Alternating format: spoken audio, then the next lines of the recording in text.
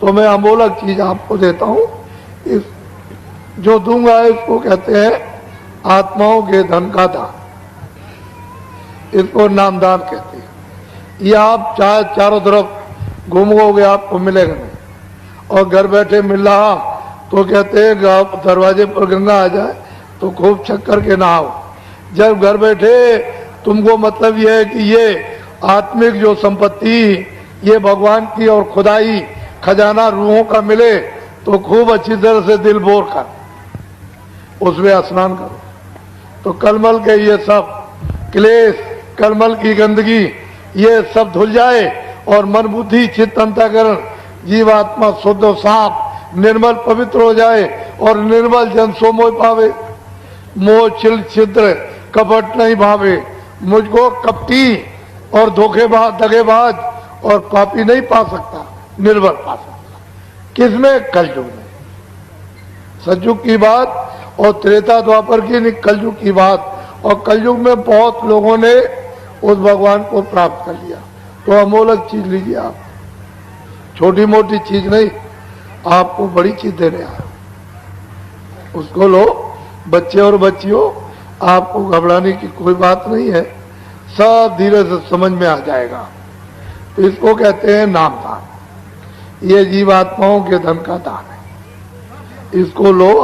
उसके ऊपर चौथा, उसके ऊपर पांचवा, अपने अपने स्थान पर बैठकर ये पांचों अलग अलग बाजे बजाते रहते हैं।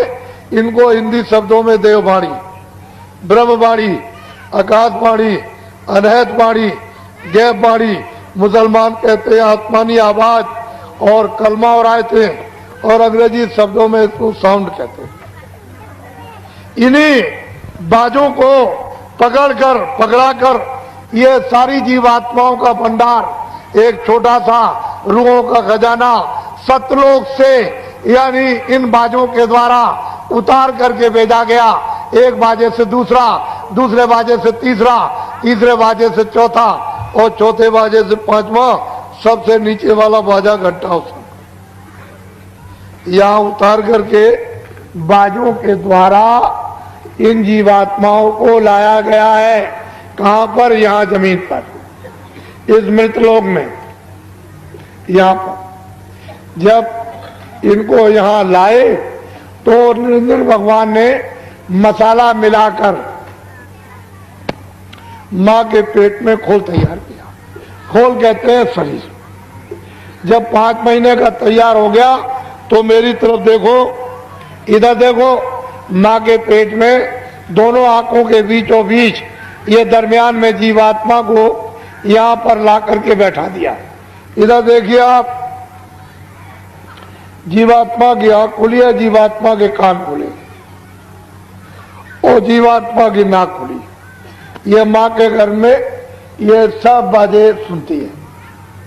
ये जीवात्मा घंटा भी सुनती, जितने बाजे बज रहे सब सुन रही और आंख से देख रही। जब 9 महीने पूरे हुए और बच्चा गर्भ से बाहर आया तो सतयुग जोगी सब विज्ञानी, सब बच्चे बच्चियां सब विज्ञानी और करार ध्यान करे मोटा। सारी जीवात्माएं इन बाजों को पकड़ के एक बाजे से दूसरा, दूसरे से तीसरा, तीसरे से चौथा, चौथे से पांचवा, एक पलक में पकड़ के चढ़ गए सतलोक में, और वहां से इन बाजों के द्वारा एक पलक में उतर आए। चढ़ गए, उतर आए, चढ़ गए। दिन में कितने बार जाना, कितने बार आना, कोई पर्दा नहीं, कोई गंदगी नहीं, न पाप की, न पुण्य की, न अच्छे की, न बुरे की, न न्याय की, न न्याय की, न सत्य की, न वेद, न कतेब, न कुरान, न पुराण, कुछ नहीं। 1 लाख वर्ष की आयु थी इनकी। ये जो बैठे सब 1-1 लाख वर्ष की आयु आपको मिली थी। रोज आते थे, रोज आते थे, और उस सत्पुरुष का रोज दर्शन दीदार करना, यानी निरंजन भगवान का, ब्रह्म का भी, पार ब्रह्म का भी, महाकाल गर्भपुरुष का भी ये दर्शन करते हुए और सीधे वो सत्पुरुष का दर्शन जो सच्चा, अपना मतलब है कि बादशाह है, जो सच्चा पिता, वहां आना और जाना, आना और जाना। जब लाख वर्ष की आयु पूरी हुई तो ये सब जाने लगे, सब तो निरंजन भगवान ने सोचा कि मेरी तो मेहनत सब बेकार हो जाएगी, ये सब चले जाएंगे तो बेकार हो जाएगी। तो उन्होंने फौरन अपनी शक्तियां पैदा की और उनको जब जन्म दे दिया तो आदेश दे दिया कि चले जाओ घोर जंगल में तपस्या करो। तो ये लोग चले गए, 20,000 बरस तक तपस्या की। इनका नाम क्या है? ब्रह्मा विष्णु महादेव। जब ब्रह्मा ने समाधि लगाई तो उनको देववाणी सुनाई दी।